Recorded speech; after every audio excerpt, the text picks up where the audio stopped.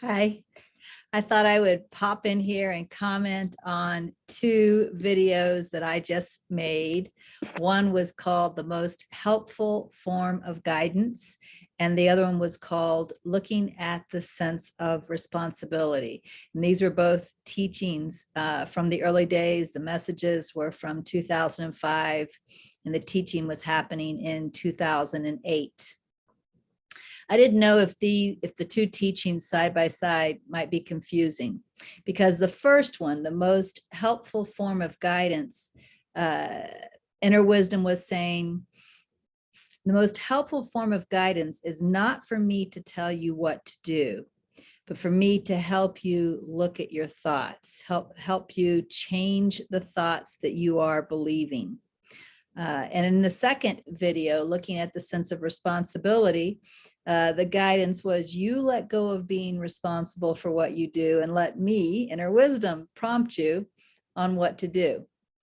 And so it seemed like the two videos were in conflict. So I thought I would talk about that. The first video, the most helpful form of guidance, where Inner Wisdom is saying it is not helpful if I tell you what to do. It's more helpful for me to lead you to change your thought. That was focused more on when I look out and I see something wrong in the world, something that I think I need to change, or that I think needs to change, or that I think I need to control, or I think I need to manipulate. And Holy Spirit is saying, so if you look out and you see something wrong, and then you're asking, what should I do? And really the intention behind that, what should I do, is what should I do to fix it? Or what should I do to change it? It's not helpful for me to answer that. That's what Inner Wisdom is saying. It's not helpful for me to give you that, because then you're just going to keep on believing in the individual cause, right? In you as the one who needs to cause things, control things. So it's not helpful for me to answer you with something to do in those cases. So instead, what I will do is I will have you look at your way of thinking. The second video is different. It's focused on a different situation.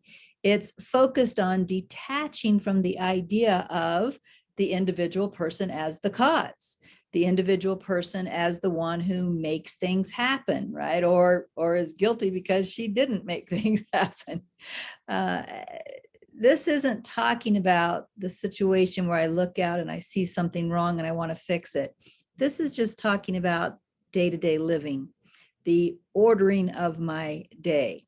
This is saying, instead of you looking at your world and deciding what you should do and being responsible to what you decide should be done, let go of all thinking about what should be done and just tune into me.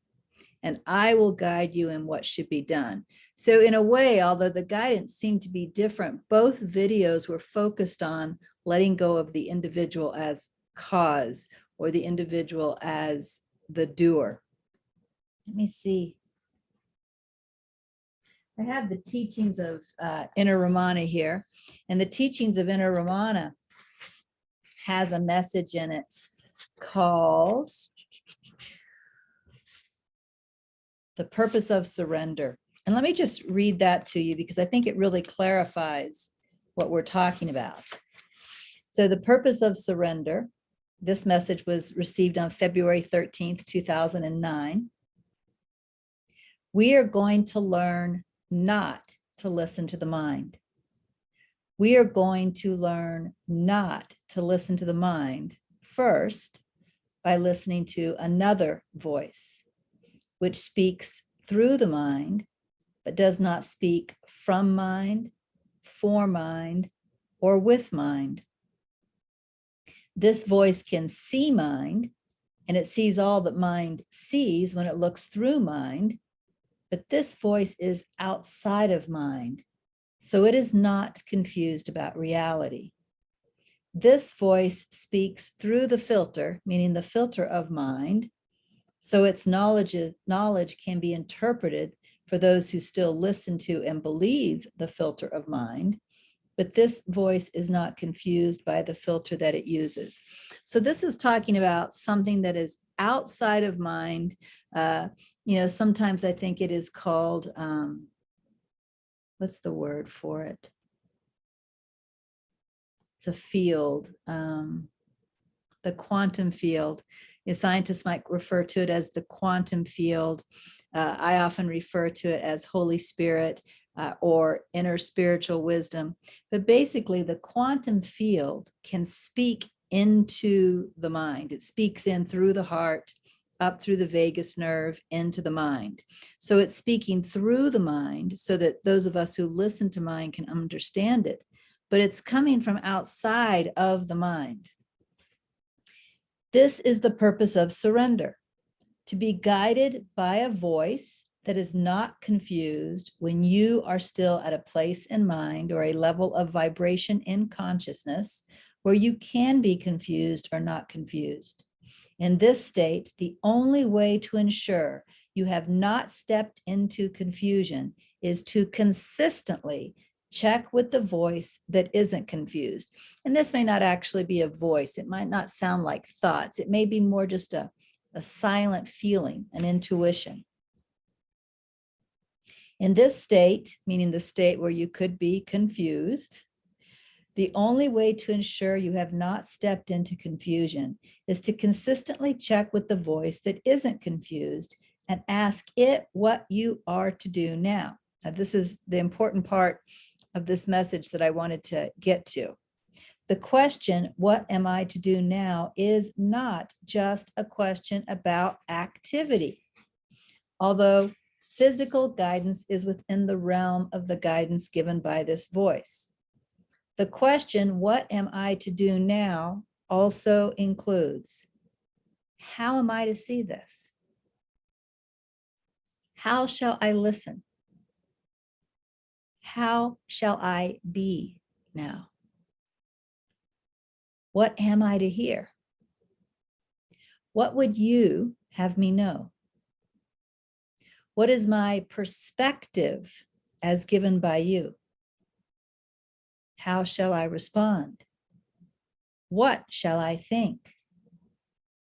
What would you have me see in me that I am not seeing? The question, what am I to do now, is a fully inclusive question in which the one who perceives himself as having a separate body and separate mind turns that seemingly separate entity over fully and entirely, so that no seeming independence can be said to remain as separate and on its own existence. This is the idea of being fully plugged in and running on the power of another or one that is greater. But this perception of running on another is only held to as long as the perception of possible independence persists. Once that perception has died, the possibility of perceiving another to surrender to has also died. So what this message is saying is we can be consistent in the question that we ask within. When we're asking, Holy Spirit, inner spiritual wisdom, the quantum field, or some people even refer to it as super consciousness, right? The higher self, God. When we ask within, we can always ask, what am I to do now? We don't need to change the question. We don't need to figure out what's the right question right now, right? What am I to do now? But the answer that comes may not always be regarding doing.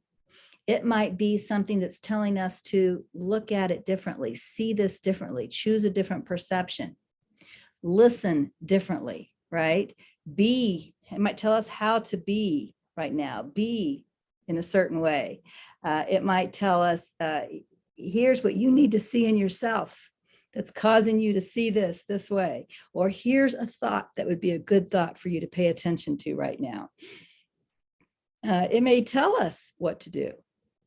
It may give us an action. But it's not always an action of doing. So so what the two videos before were really saying was, in some circumstances, like if I'm seeing something wrong and I think I need to fix it, and I'm saying, what am I to do now? The answer I get might not be how to fix it. In fact, that's probably not what's most helpful. The answer might be, look at this thought in your mind. Look what you're believing in this situation, right? And of course, if I'm detached and I'm just moving through my day and I just ask, what am I to do now? Then I may feel a prompt to go and do a particular thing. So I hope that clarifies if there was any confusion. If you want to contemplate what I just read more, you can get the teachings of Inner Ramana on Amazon. I don't know if you can see where it says not for sale. That's just my copy. That's the author's copy. It is for sale. The teachings of Inner Ramana on Amazon, and you can learn more about surrender there. So I hope this was helpful. Bye.